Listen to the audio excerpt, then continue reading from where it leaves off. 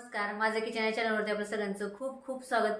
तर आपण आज करणार आहे मस्तपैकी छान अशी मऊ लुसलुशीत अशी मुगाच्या डाळीची इडली करणार आहे। तर तुम्ही नक्की करून बघा एकदा नाश्त्याला।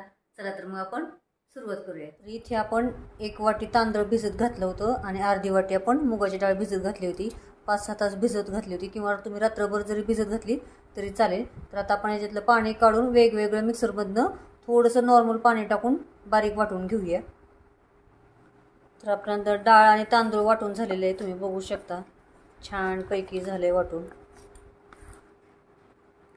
याच्यात आपण आता चवीनुसार मीठ घालणार आहोत आणि 3 चमचे दही घेतले। तुमच्याकडे जर ताक असेल तर डाळ आणि तांदूळ वाटताना तुम्ही त्याच्यात अर्धा कप आहे ना दोन्ही ताक टाकू शकता। दही टाकले नाही तरी चालेल। तर आता हे मिक्स करून आपण अर्धा तास असंच आपण झाकून ठेवणार आहोत। तर आता फोडणीच्या भांड्यात आपण 2 चमचे तेल टाकलेलं आहे।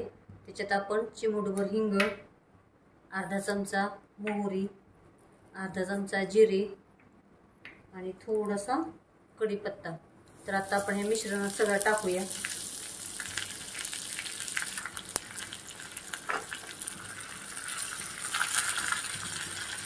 गॅस बंद करूया। तर आता फोडणी आपण याच्या पिठामध्ये टाकूया। त्याच्यात आपण 3 हिरवी मिरची बारीक केलेली आहे। तुम्हाला तिखट कमी पाहिजे तर तुम्ही कमी टाकू शकता। आणि 4-5 चमचे आपण खिसलेलं गाजर टाकणार आहोत आणि एक बारीक चिरलेला कांदा। तुम्ही शिमला मिरची पण टाकू शकता बारीक करून आणि कोथिंबीर आणि अर्धा चमचाला थोडासा कमी असा इनो घेतलेला आहे। तुम्ही इथे थोडा खाण्याचा सोडा आणि बेकिंग पावडर पण टाकू शकता। तर आता आपण हे मिक्स करून 5 मिनिटं आपण इनो टाकलाय तर आपण झाकून ठेवणार आहोत।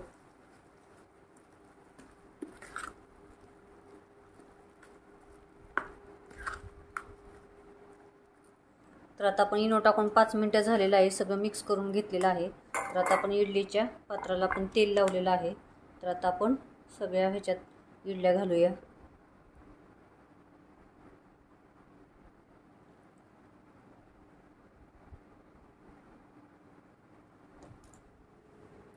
तर आपले दोन्ही ताटल्या भरून झालेले आहेत। भांड्यात आपण एक तांब्या पाणी घातलेलं आहे। तर आता मध्यम गॅसवरती आपण इडली उकडायला ठेवूया। 15 मिनिटं झालेत, तर बघू शकता खूप छान झालेत, फुगलेत पण मस्त एकदम। तर आपण आता थंड करून घेऊया आणि काढून घेऊया। तर मग लुसलुशीत आपली मुगाची डाळीची इडली तयार झाली। तुम्ही बघू शकता चटणी सांबर किंवा अशी नुसते तुम्ही खाऊ शकता। तर चॅनल सबस्क्राईब करा, लाईक करा, शेअर करा, कमेंटमध्ये मला नक्की सांगा की कशी झाली ती। थँक्यू।